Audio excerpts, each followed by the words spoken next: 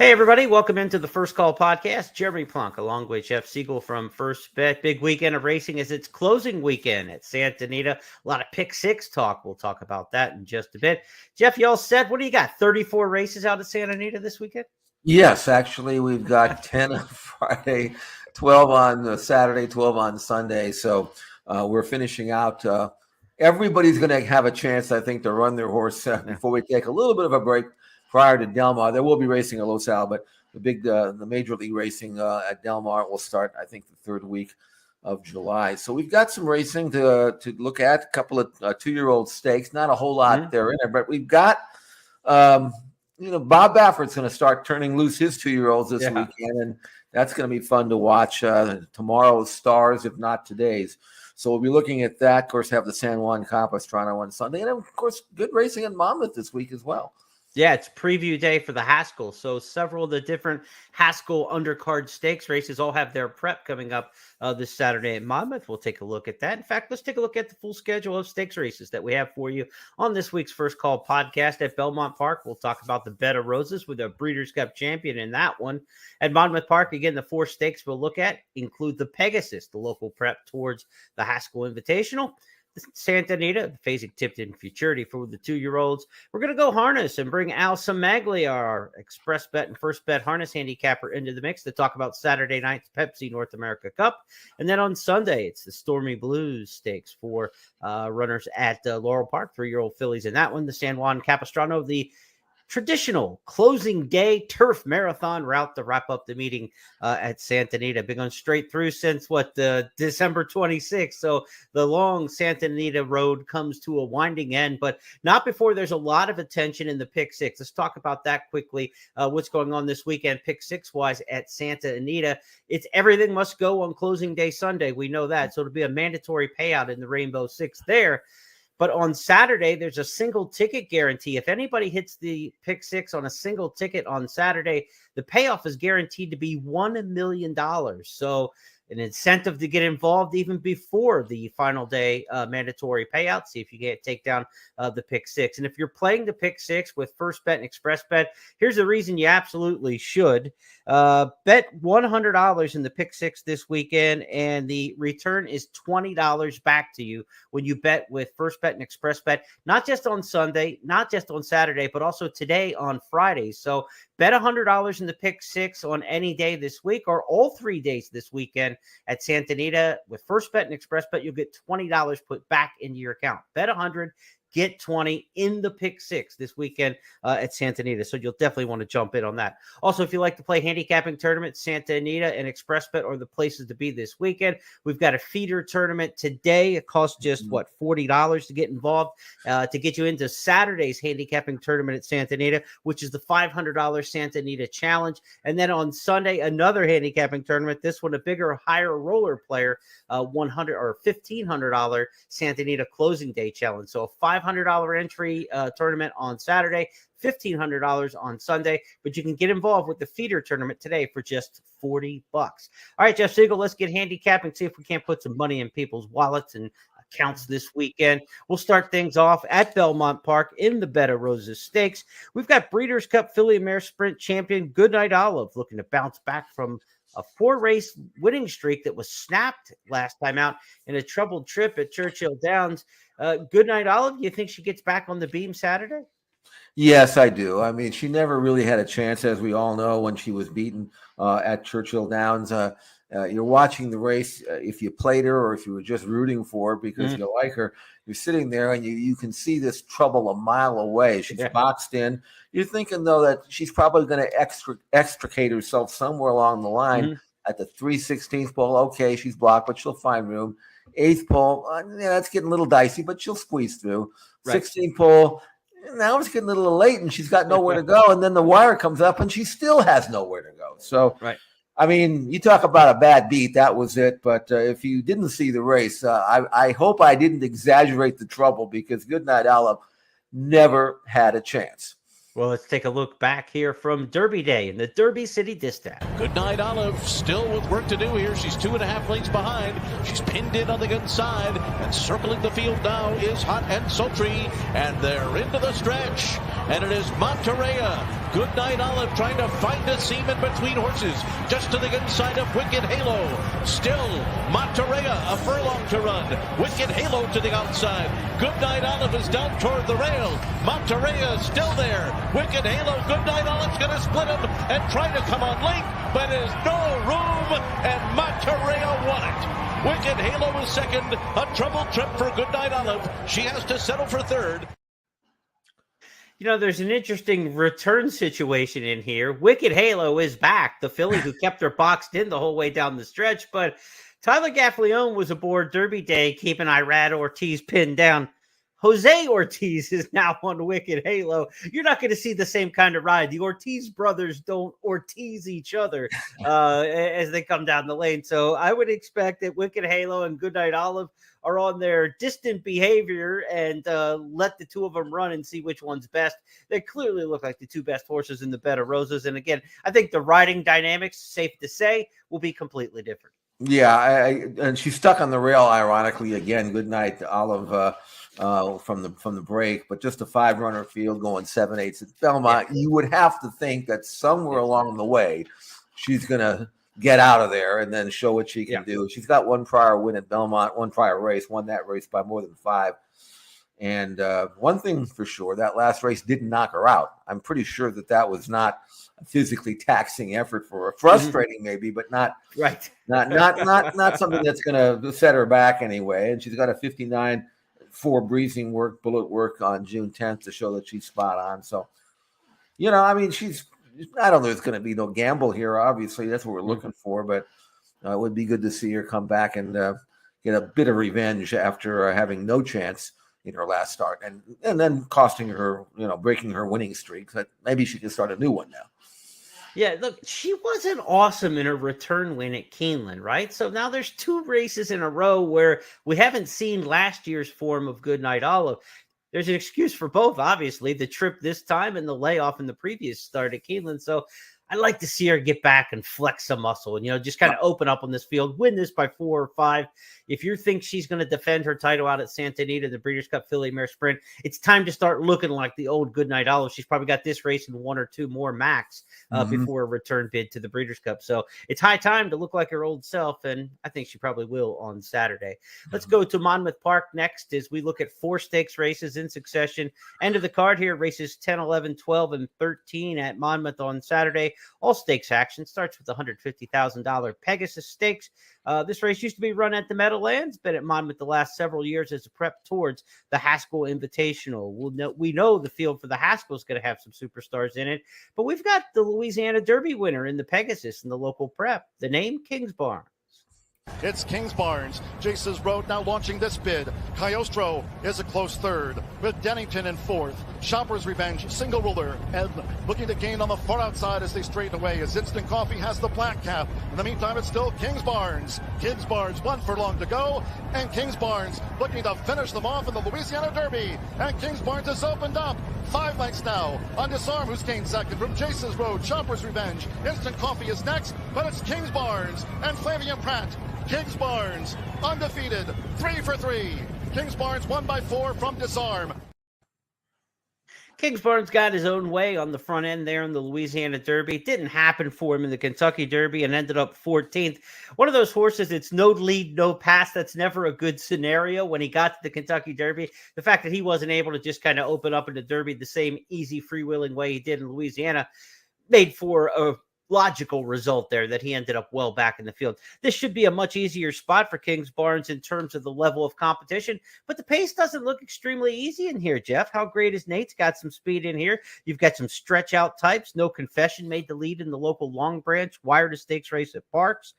You've got Salute the Stars stepping up in class for Brad Cox, but also made the lead last time at Churchill. So I think the front of this race is going to have a little bit of company, but Kingsbarns should be the class.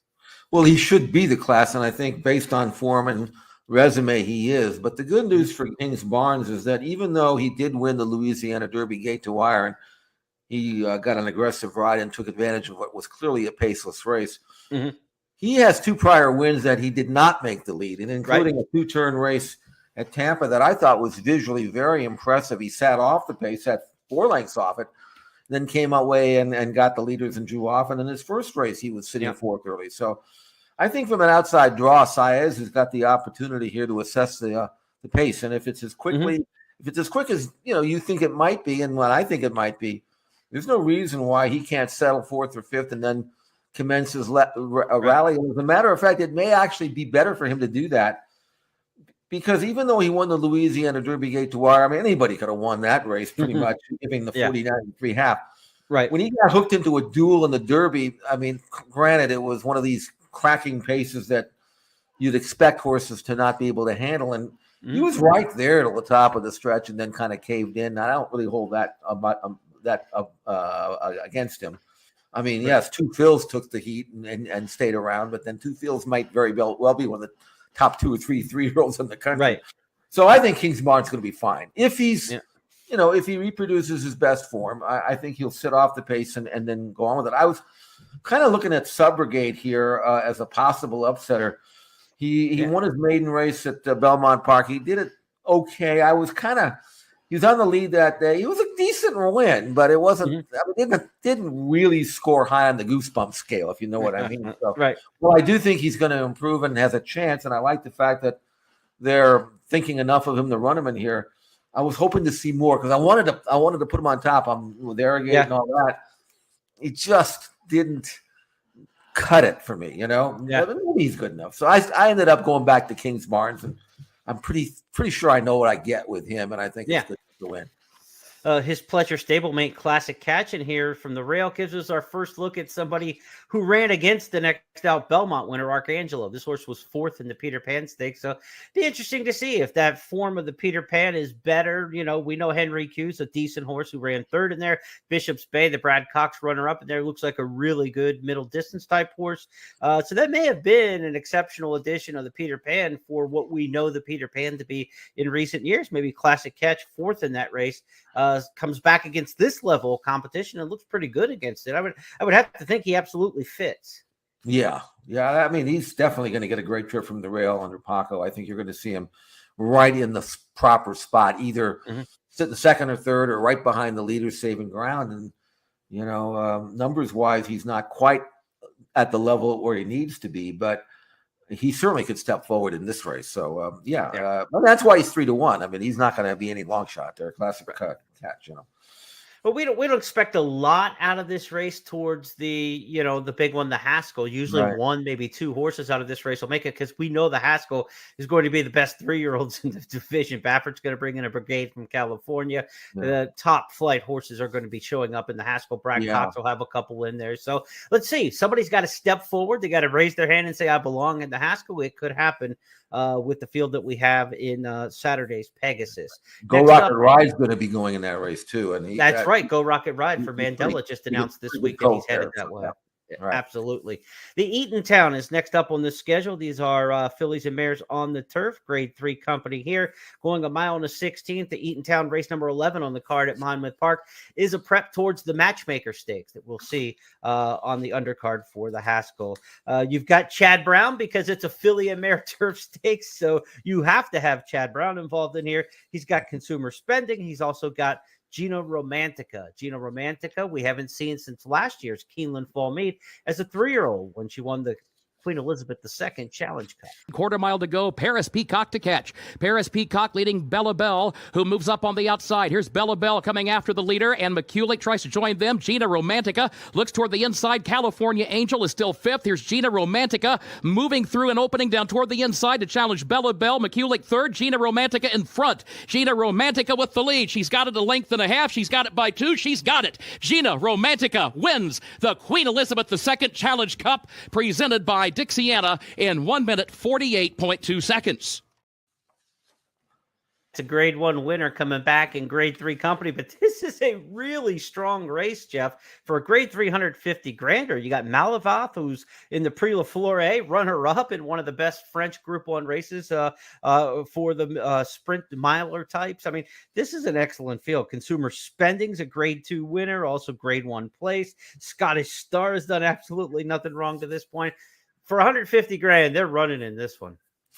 Man, this does not look like any grade 3 I know of. I can tell you that. Yeah. I ended up with Gina Romanica under the assumption that she's going to return to form in her first start back. I mean, I love that win at Keeneland.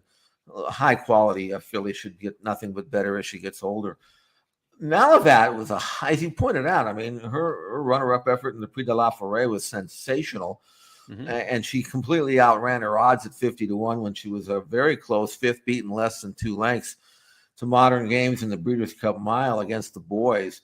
I don't know what happened to her at Aqueduct. She was 50 cents on the dollar and never raised a gallop. I mean, she just had nothing there. But I like the fact that Christophe Clement, I mean, if he told her the connections, look, she's not the same filly, they could have sent her home and bred her, but they're going to blow the breeding year by keeping her in training here. And that means that the trainer at least thinks that she's, whatever issue she has, she can bounce back. And, I mean, if you look at her form, I mean, the only thing that she's been first or second, 6 out of 12, unlike her to run so poorly. So 4-1, you may want to gamble on her at that price.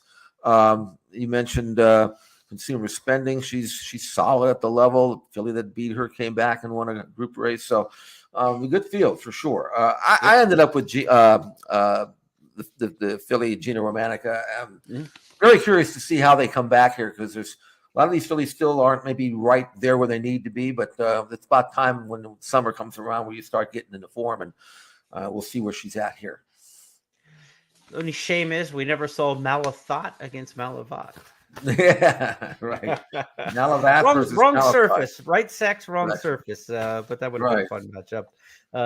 Best of luck to the race caller in that situation, if that ever happened. Next up on the schedule, race number 12 at Monmouth Park. It's our Xpressbet race of the week. You can get my analysis of the Salvatore Mile in your email inbox. Race of the week each week. Sign up for that email blast, and you'll get it from Xpressbet and FirstBet.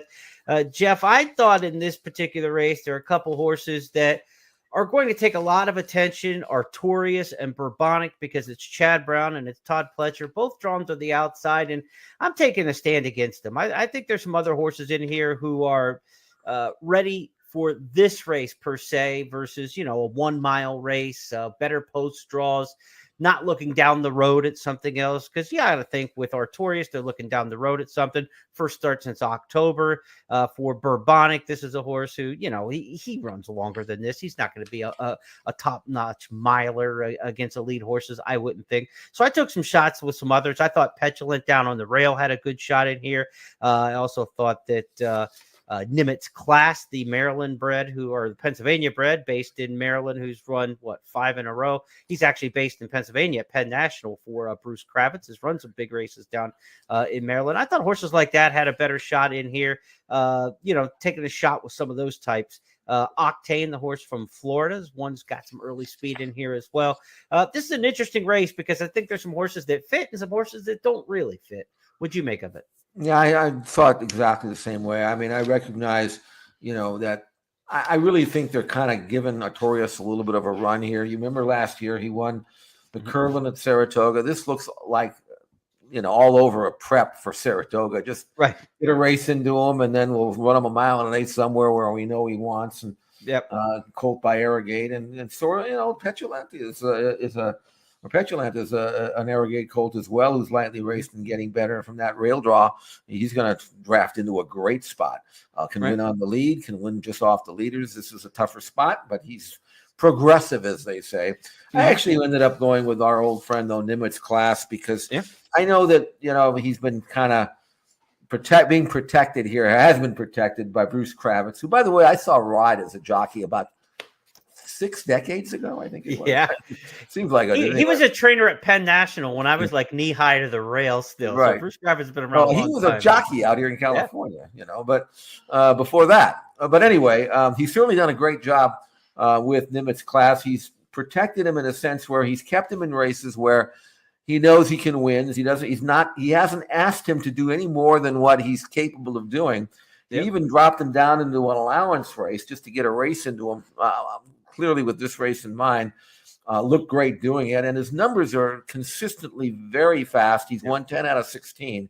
He's got a great stalking style where he never gets in trouble because he's always right where you want him to be.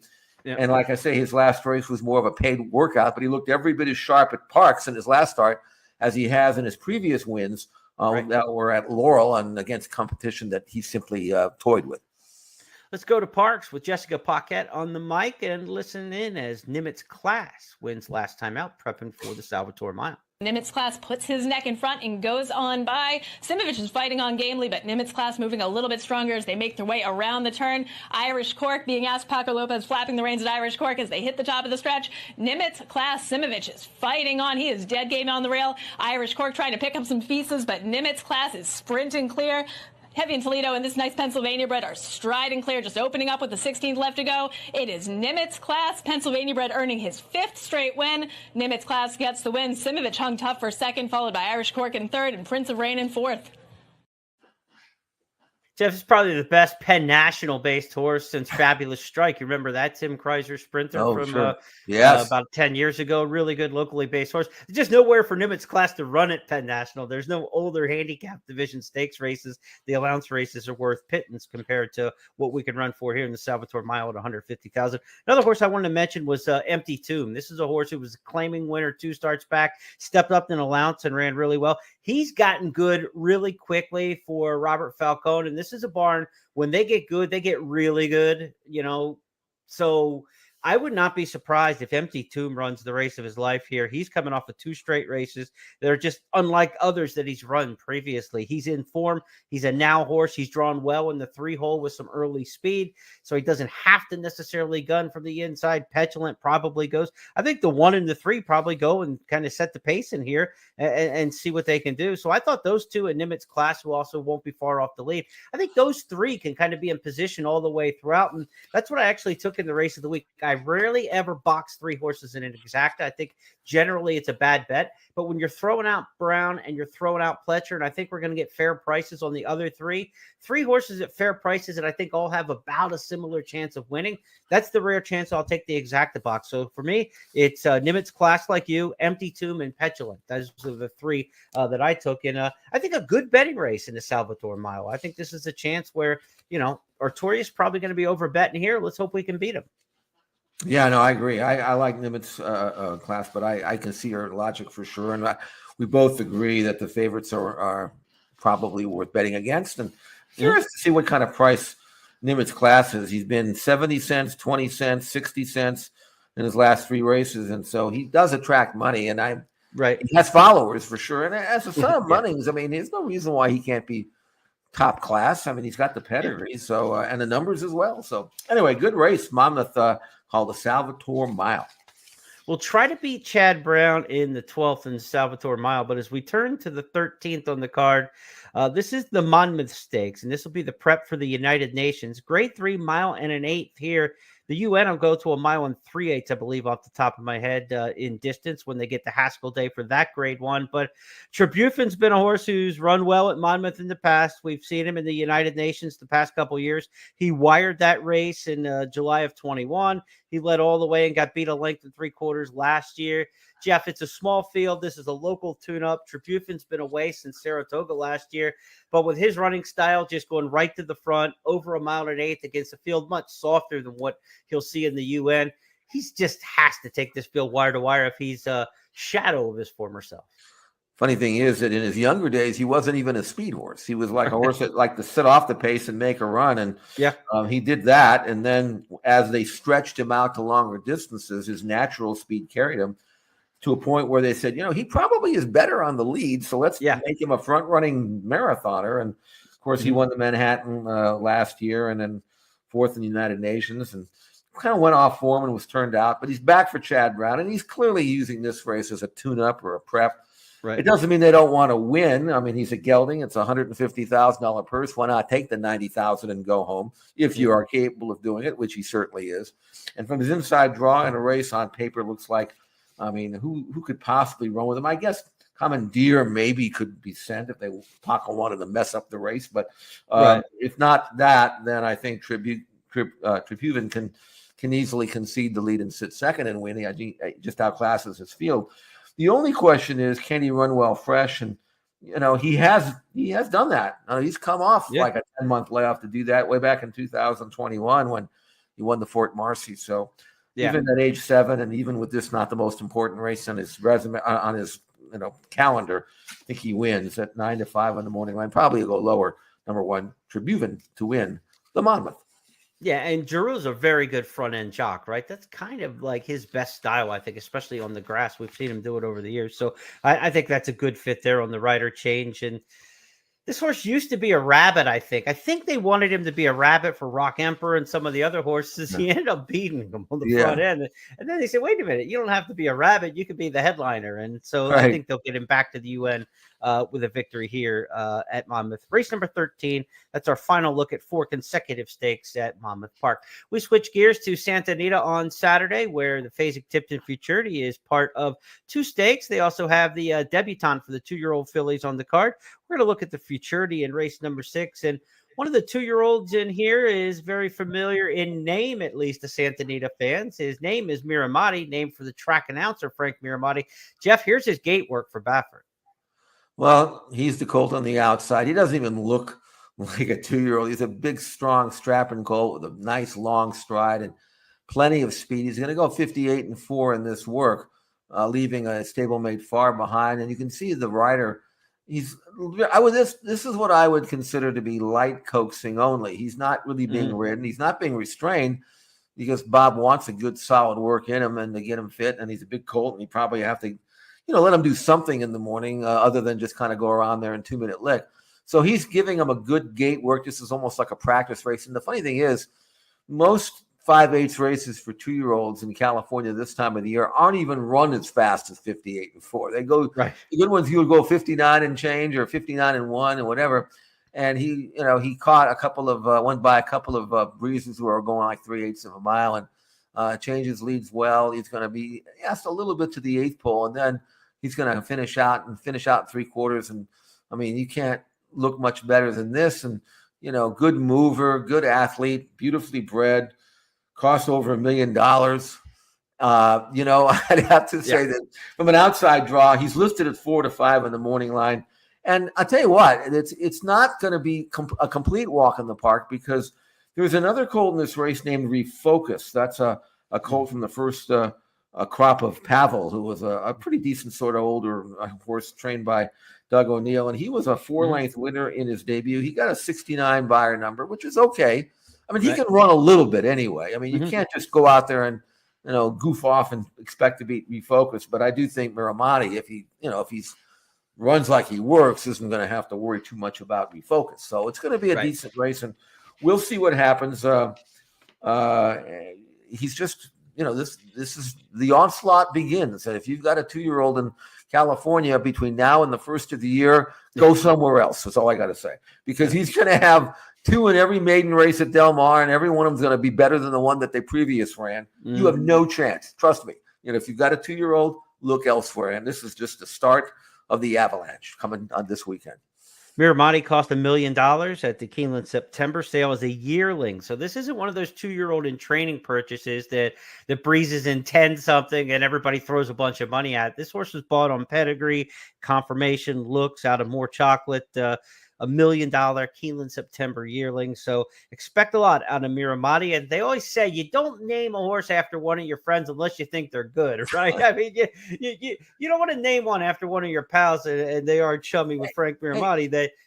That's a bum, right? I mean, I was just curious. I haven't run into Frank, but I'll ask him if when he's calling this race, does he call a horse Miramati, or does he say I'm in front? I don't know, or 3 by 5. I don't know. We'll see how he calls that race. That is the Fasig-Tipton debutante, race number 7 at Santa Anita on Saturday. Again, remind you, Saturday at Santa Anita. This race is part of the Pick 6. So if you were looking to get a single ticket Pick 6 winner on Saturday, the guaranteed payout is $1 million. And of course, the mandatory payout in the pool will be on Sunday. So no single ticket provision on Sunday, but there will be on Saturday. If you're lucky enough to take it down, though, $1 million. And a reminder again, when you bet $100 into the Pick 6 on Friday, Saturday or Sunday, $100 into each individual pick six or any of the individual pick sixes, you'll get $20 back refunded from Xpressbet and FirstBet. That money will be refunded back into your account in the form of wagering credits after the fact. So take a shot and take a look at that. Saturday night, before we pivot to some Sunday stakes races, we've got the Pepsi North America Cup. It's one of the top harness races in the world at Woodbine Mohawk in Canada, Greater Toronto area there.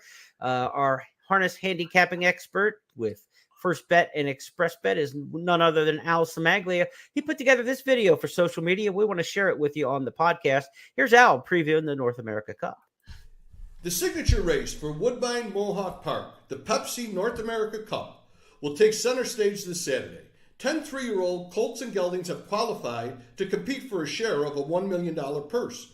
The program favorites for the 40th running of the Cup are the Brett Pelling entry, Confederate, at 5 to 2 in the morning line. Has post 5 and will be driven by Tim Tetrick. And Linda Toscano's pupil, It's My Show, the second program chalk at 3 to 1, who will be steered by Scott Zeron and leads from post 2. It's set to be a great race, as the 5 sophomores, who appear to have the best chance of winning, have drawn post positions 2 through 6. The night will feature 2 pick 5s, both with $100,000 guaranteed pools. The early pick 5 will kick off the card, and the late pick 5 will be in an all-stakes version starting in race 7. The North America Cup, race 11, will be the final leg of the late pick 5, and the stakes that make up the sequence have a total purse value in excess of $2 million. Conditioner Nancy Tactor, who won the Cup with Tall Dark Stranger in 2020, sends out 2 entries. Christchurch at 6 to 1, who has post 3, and Save America, who will start outside from post 9 and is 15 to 1 in the morning line. I mentioned the main competitors landed in post 2 through 6, but I wouldn't sleep on Save America. The 9-hole hurts, but could make some noise and add some juice to the gimmicks. Plus, his driver Yannick Gingras has commented on how much he loves the 3-year-old colt. To put a cherry on the cake, the star-studded card has a mandatory payout for the jackpot high 5 in race 13. There is a $213,123 carryover for the exciting finale. The weather looks favorable for Milton, Ontario, and it should be an exciting night of high-caliber harness racing. The late all-stakes pick 5 will be covered in detail in my analysis for Saturday that will be posted on expressbet.com. Have a great weekend and good luck. And thank you to Al Samaglia for that. You can get Al's harness coverage many days a week, almost every day of the week. He's got the harness scene covered for us at expressbet.com and at FirstBet. So check out Al's analysis of the late pick 5 on Pepsi North America Cup night tomorrow night, Saturday night at Woodbine Mohawk. All right, Jeff, let's turn our attention back to the thoroughbreds, and we go to Sunday Stormy Blue Stakes at Laurel Park. 5.5 furlong turf sprint here for the 3-year-old fillies. How do you see the Stormy Blues shaking out? I just went with a filly that has come out of the best races here. That is number 4. I believe she will be number 4, My Sweet Affair. Twirling Candy filly, very impressive in her debut at Gulfstream Park, breaking her maiden on grass. That was back in March. Came back in a stakes at Keeneland, was a closing third and a very solid effort, earned a huge Byron number 89, which is really strong for 2-year-old fillies, but then kind of bounced. She came back. They brought her back a little bit too quick, less than 3 weeks, I think it was, or close to that. She's 4th in the Mamselle at Churchill Downs. And, yeah, I mean, she ran all right. It was, again, a tougher race, but lacked the punch. Now she's had some time off, 6 weeks. I think you'll see her bounce back for George Weaver. And she vans down from Belmont Park to Laurel to try to get that valuable black type, and if she does, I think if she runs her race, she will.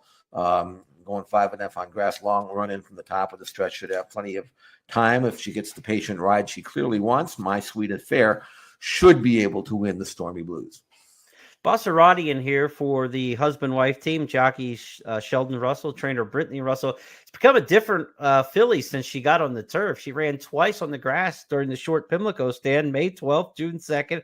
Back-to-back wins showing speed. She's by Holy Boss out of a twirling candy mare for a Maryland bred. That's about as good as you can get to be a turf sprinter. I mean, I like that pedigree, and she's run to it in the last 2 starts. So she's probably got to run faster. She hasn't run extremely fast to this point in those 2 races at Pimlico. But Basarati interesting in here towards the front with a good inside draw. Maybe try to make the lead, get to the hedge, and see what you can do here. But she's got to hold off My Sweet Affair late. Definitely a classy runner. George Weaver sends horses to Maryland with some precision. He's not afraid to bring one down from New York.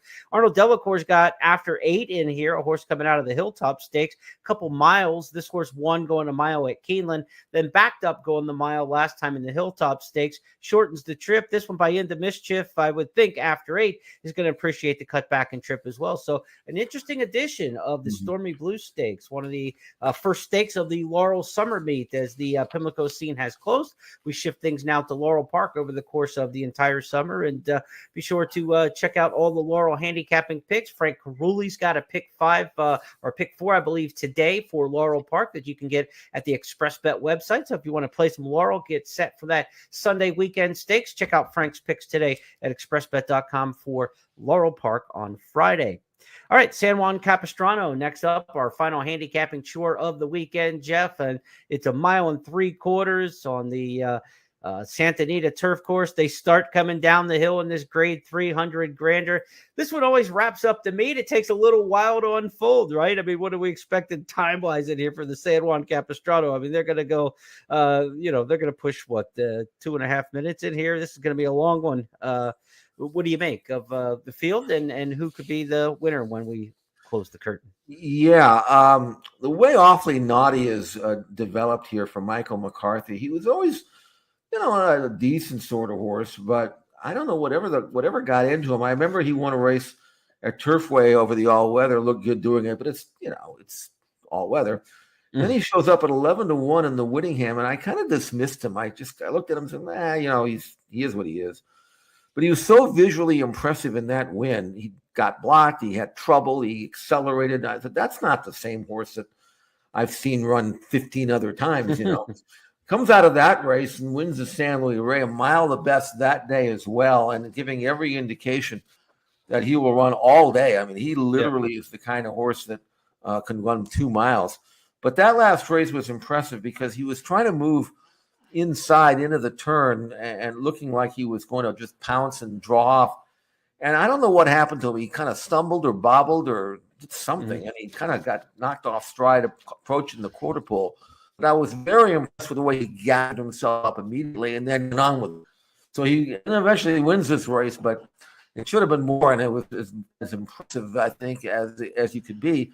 And he's only, 4 of the 6 are coming out of that same race here, right. So there's no reason to think he won't win right back. Yeah, he had the target with Opry that day. He'll have Opry in front again probably in this one. Let's watch him reel him in last time out in the San Luis Rey. Dicey Mochara now beginning to cut into that margin just a bit, as is Awfully Naughty, who just needs a little bit of racing room as he starts to commence a rally on the inside. He just had a steady, however, inside of Rim Protector. And in the meantime, Planetario gets underway in full gear on the outside. Opry 3-length lead turning for home. Dicey Mochara. Awfully Naughty gets breathing room. And on the outside, Planetario a furlong to go. Opry's lead diminishing. Awfully Naughty on the outside. Dicey Mochara between them and Planetario. 16th pole. Awfully Naughty gets the lead from Dicey Mochara and Planetario. And Awfully Naughty proves he was much the best in the San Luis Rey. I'm going to say 2:48, how long it takes to, I was trying to figure out the time there. I cheated a little bit during the replay, but I'm going to say 2:48 for the time for the San Juan Capistrano on Sunday. Jeff, let the fans know what you'll be doing this weekend as far as your blogs and such for those players tackling Santa Anita's closing. Oh, yeah, I have full kind of analysis for today. I've already posted it for the entire 10-race program at Santa Anita. Then we'll have 12 tomorrow and then 12 on Sunday. Monday and Tuesday I'm sleeping. I might wake up. I don't know. I'll probably tape Royal Ascot because I want to see that. But it's been a long 6 months, and it's really the grind right now. And they always seem to load up at the last week or so at Santa Anita. So I'll have those posted usually in the morning. Wake up in the morning, and it'll be there at Xpressbet. You can also get it at santanita.com and xptv.com. So I'll be doing that. And then next week I'll be doing best plays around the country, weekend best plays, waiting for both Saratoga and Santa Anita and Del Mar to start up, which will not happen until July. So I'll take a little bit of time off, but I'll still be around on a daily basis. We'll continue with our podcasts every week, and then when Saratoga, we'll have really good workout coverage both at Del Mar. 2 cameras there, 2 cameras at Saratoga to tape the Saratoga and Del Mar workout. So if you are playing, and you should be, and you will be, I know, those 2 meets when it opens up, and all those 2-year-olds where you absolutely need the kind of information we'll have it, and looking forward to that. Speaking of 2-year-olds and video, check out a $2 million debut runner in race number 2 Sunday at Santa Anita on the closing day program. The 2-year-old Muth, M-U-T-H, debuts for the Bob Baffert Barn. A Good Magic, Good Magic, the story of the year, with Mage winning the Kentucky Derby. The $2 million 2-year-old Muth debuts race number 2 on Sunday at Santa Anita. Jeff will have all the analysis of that full card for you as well. Xpressbet and firstbet.com. Also, a race we didn't preview here, but Hoosier Philly against Wet Paint in the Monomoy Girl Overnight Stakes Saturday at Ellis Park. That'll be an interesting one that fans will want to follow. I've got a pick 4, pick 5 ticket, and I can tell you it looks very chalky Saturday at Ellis Park. You'll want to play a ticket. Check out my ticket posted at Xpressbet and FirstBet for the Ellis Park pick 4, pick 5 coming up on Saturday. Stakes Company, the Game Face, $75,000 overnight. Goes as race number 11 on Saturday at Gulfstream Park. So we've got stakes all around the country. And the way to play is with FirstBet and Xpressbet, because the $20,000 June sweepstakes rolls on. We're giving away $20,000 in cash simply just by betting with FirstBet and Xpressbet. Every bet you make during the month of June is entered into a random drawing for wagering vouchers at the end of the month, all totaling $20,000 that we're giving away. So be sure to play with us. And again, with the Pepsi North America Cup, $7,500 in hit and splits on the early pick 5. That's a $2,500 hit and split. The late pick 5, a $5,000 hit and split when you're playing. Be sure to check out Al Samaglia's analysis, be posted tomorrow for Saturday night's Pepsi North America Cup. That's going to wrap everything up. By the time we talk to you on Tuesday for It's Official, Royal Ascot's already going to have races in the books. They start on Tuesday through Saturday next week. Classic Causeway among the American horses going to tackle things over there. An interesting entry for Kenny McPeak and company. Of course, Wesley Ward's going to have American Rascal, the hot 2-year-old who won at Keeneland, headed over there along with his contingent of runners. So Jeff's going to sleep. He's going to DVR it. He's going to come back and watch the replays later in the afternoon. But you can catch that live at Xpressbet and on the FirstBet app. All the racing coverage from Royal Ascot. We'll have local handicappers, English handicappers providing picks and analysis for those races too that you'll be able to check out next week. But between now and then, happy closing weekend at Santa Anita. Go tackle those pick 6s. And we'll be back with you on Tuesday for